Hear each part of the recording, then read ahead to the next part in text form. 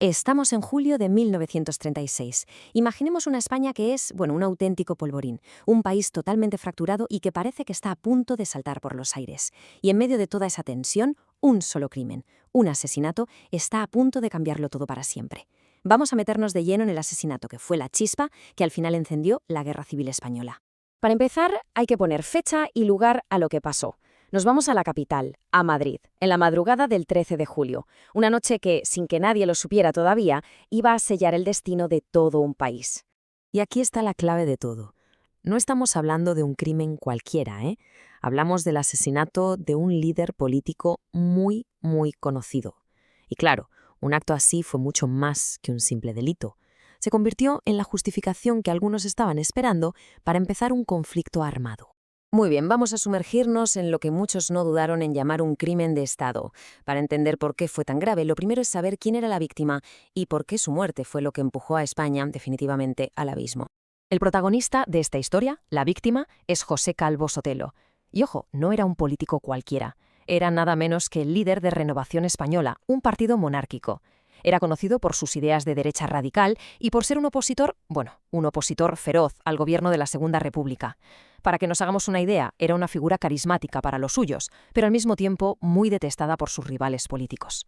A ver, para entender este asesinato es fundamental entender el porqué, así que vamos a dar un pasito atrás y a ver el contexto. La España de 1936 vivía en un ambiente de odio, de polarización, que era ya extremo. La República estaba, y esto es literal, al borde del colapso. El país estaba completamente roto, fragmentado. Desde que cayó la monarquía en el 31, la República, lejos de traer unidad, lo que trajo fue muchísima inestabilidad. Teníamos, por un lado, a las derechas, como la CEDA, por otro, a los monárquicos de Renovación Española. Y enfrente de todos ellos, en el poder, estaba una gran coalición de izquierdas, el Frente Popular.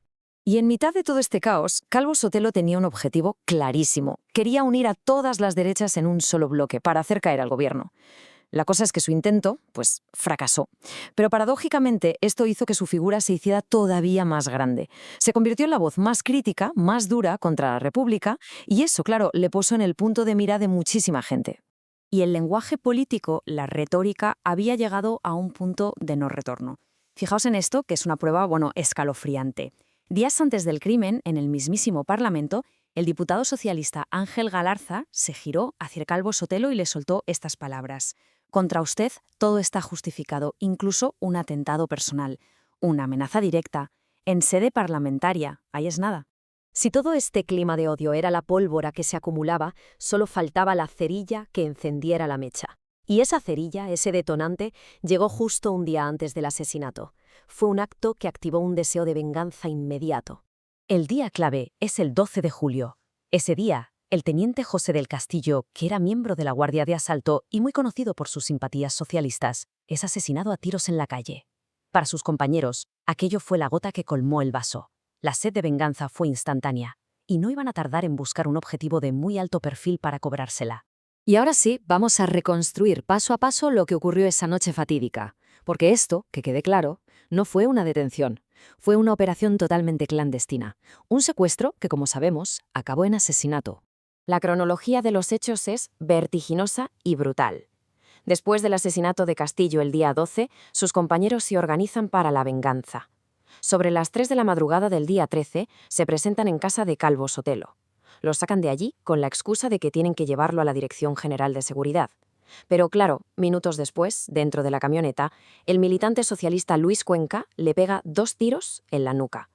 Su cuerpo, sin más, fue abandonado en el depósito del cementerio del Este. Es que es crucial entender esto. Toda la operación fue ilegal de principio a fin. No había ninguna orden de detención oficial. El grupo que fue a por él era una mezcla de guardias de asalto y militante de un partido, actuando por su cuenta y riesgo. Usaron un vehículo que no era oficial. Y por supuesto el destino nunca fue una comisaría. Fue un secuestro y una ejecución extrajudicial. Y lo más grave, perpetrada por agentes del propio Estado.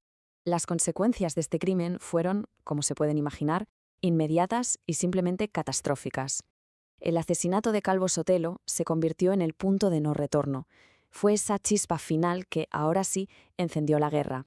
Aquí el contraste en las reacciones lo dice todo. Por un lado, el gobierno de la República se mostró muy débil, incapaz de investigar y de castigar a los culpables. Daba una imagen de caos total.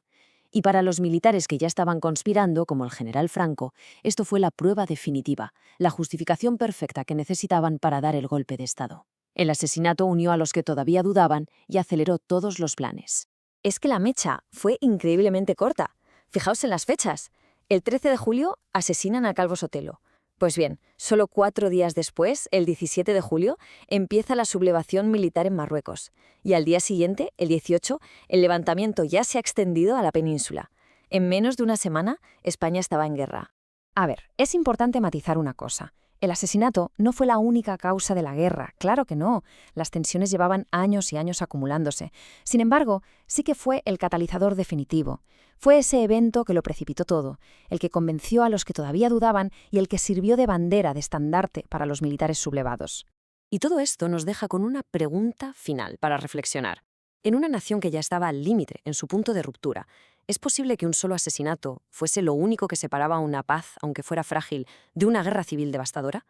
A veces la historia se acelera en cuestión de horas, y en el caso de España, en julio de 1936, no hay duda de que así fue.